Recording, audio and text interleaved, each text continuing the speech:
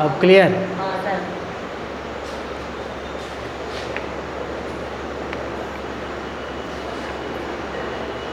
Good morning, children. Today we'll have the explanations of lesson 2 Tom Sawyer. I am just translating to you all. See in the book and try to understand. Tom's parents are dead. Tom के माता पिता मर चुके थे. He is brought up by his aunt. और उसका लालन पालन उसकी मौसी ने की है. She loves Tom, but she is strict to him because he is very naughty. Tom को बहुत प्यार करती थी. उसके साथ साथ वह उसके साथ सख्त भी रहती थी, क्योंकि टॉम बहुत ही शरारती लड़का था. Let's know what type of मिसचीव्स ही डज. चलिए हम देखते हैं कि टॉम सॉयर किस प्रकार का शरारत वो करता है. Tom, no answer. Tom, no answer. Where can he be? Aunt Polly asked herself. He must be somewhere here. उसकी मौसी टॉम टॉम करके बुलाती है, लेकिन कोई जवाब उसे मिलता नहीं है. वो सोचती है, वो अपने आप से कहती है कि वह यहीं कहीं होगा. She went to the door, looked out into the gardens, and then shouted again, Tom, Tom.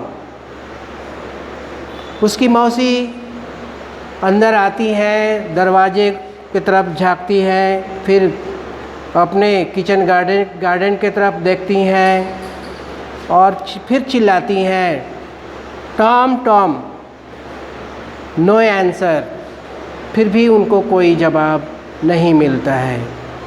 The old lady stood there thoughtfully. बूढ़ी औरत वहाँ बड़े ही सोच में बैठ जाती है, खड़ी रहती है. Suddenly she heard a sound behind her.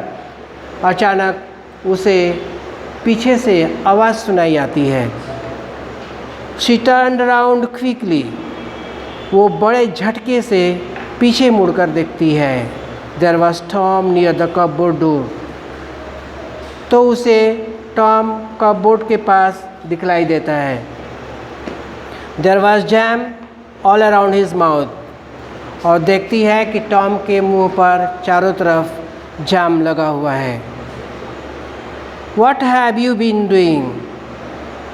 Aunt Polly asked angrily. क्रोधित होकर के उसकी मौसी उससे पूछती है कि तुम यहाँ क्या कर रहे हो. When Tom did not answer, she went on, You have been stealing the jam again. लेकिन टॉम कोई जवाब नहीं देता है और उसकी मौसी उसे यह कोस रही है कि तुम फिर भी जाम चोरी कर रहे हो. Don't tell me that you haven't. तुम मुझे ये मत बतलाना कि तुम जाम नहीं चोरी किए हो. Haven't I told you 100 times to keep away from the cupboard. क्या तुम्हें मैंने ये बात नहीं बतलाई है, सैकड़ों बार बोला हूँ तुम इस तरह का कार्य मत करो. Where is my stick? Aunt Polly took her stick and raised it high. She was about to strike Tom hard. Aunt Polly अपनी छड़ी खोजती है और उसे मारने के लिए जैसे छड़ी ऊपर उठाती है, टॉम चिल्ला पड़ता है। Look behind you aunty, shouted Tom. Aunt Polly looked behind her. This was Tom's chance. He rushed out of the house. Aunt Polly को वह धोखा दे करके वहाँ से 9-11 हो जाता है। He climbed over the fence. Soon he was far away. वो हाथे को फांद करके वह बहुत दूर चला जाता है।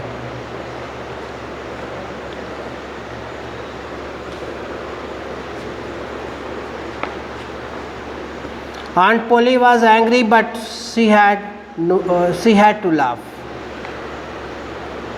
उसकी मौसी क्रोधित भी है और हंस भी पड़ती है। He is a bad boy, she said to herself, but I love him. उसकी मौसी कहती है अपने आप से, ये बहुत ही गंदा लड़का है, लेकिन मैं इसे बहुत प्यार करती हूँ। He is my poor dead sister's boy. यह मेरी स्वर्गीय बहन का लड़का है। And I must look after him. और मुझे इसका ख्याल रखना चाहिए। I don't like to hit him, but I have to. मैं इसे मारना पसंद तो नहीं करती, लेकिन मुझे मारना है। If I don't punish him, he will grow up lazy and wicked. यदि मैं इसे सज़ा नहीं देती हूँ तो ये आगे चल कर के दुष्ट बन जाएगा। Yes, I must be strict. हाँ, बिल्कुल हमें सतर्क रहना चाहिए, इसके प्रति सख्त रहना चाहिए। आंट पोली सीध, और यह कह करके आंट पोली लंबी सांस लेती है। I have to punish him for stealing the jam, but how? उसकी मौसी सोचती है इसे सज़ा तो देना चाहिए, लेकिन कैसे? I know tomorrow is Sunday and there is no school on Sunday. हाँ, कल जो है रविवार का दिन है और उसकी छुट्टी है, उसे स्कूल नहीं जाना है। The boys have a holiday, सभी बच्चों की छुट्टी है। But I will make Tom work, लेकिन मैं टॉम को कल कार्य में लगाऊंगी। दैट विल पनिश हिम, और इस तरह से उसे सज़ा मिल जाएगी। The next day was Sunday, आने वाला दिन रविवार का दिन था। द स्कूल वॉज शट, और विद्यालय बंद हो चुका था। All the boys in the village were free, गांव के सभी बच्चे स्वतंत्र थे। It was a beautiful day, और वह दिन सुंदर भी था। The sun was shining and the birds were singing, सूरज चमक रहा था, चिड़ियाँ चहचहा रही थीं। The trees and flowers looked so fresh and lovely, पेड़ पौधे और फूल एकदम ताज़े ताज़े दिख रहे थे। Tom of course wanted to go for swimming, निश्चित रूप से निसंदेह टॉम तैराकी के लिए जाना चाहता था। all the other boys were going, अन्य दूसरे लड़के भी वहीं जा रहे थे। Okay, the next paragraph will be done next time. Okay,